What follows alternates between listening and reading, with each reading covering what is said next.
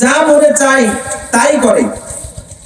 মন যদি চায় আজান হয়েছে, মন চায় নামাজ পড়ে যেতে হবে, তার নফস বলছে যে আজান হচ্ছে, যাওয়া দরকার নাই।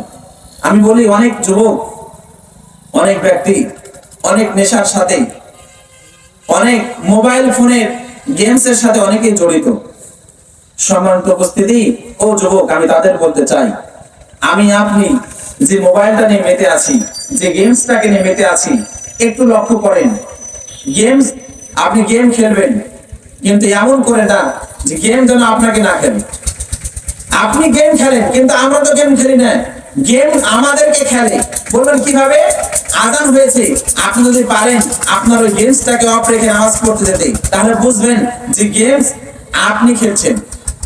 আজান হওয়ার পরেও যদি সেই মোবাইল ফোন না রাখতে পারেন, আপনার রাতের বেলা ঘুম প্রয়োজন, ঘুম বাদ দিয়ে আপনি প্রয়োজন মতো দেখলেন, দেখার পর ফোন রেখে দিলেন, যদি রাখতে পারেন তাহলে বুঝবেন যে গেমসটা আপনি খেলছেন।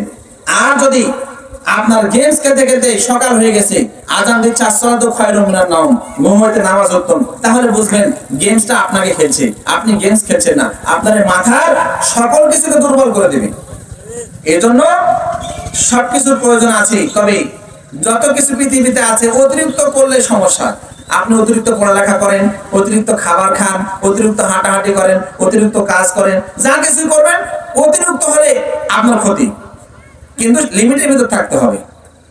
এজন্য যুবকদেরকে বলতে চাই, যারা গেমসে মেতে আছো, যারা মোবাইল ফোনে যারা মেতে আছো, সময়টা পার করছো হেলায় দোলায়, এটা মনে রেখো, পৃথিবীটা, মৃত্যুটা নিশ্চিত, কিন্তু মৃত্যুর সময়টা অনিশ্চিত।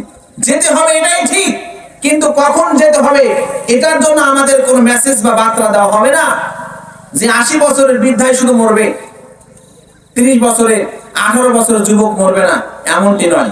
যদি এমনটি হতো তাহলে সে বৃদ্ধরা শুধু ইবাদত করত।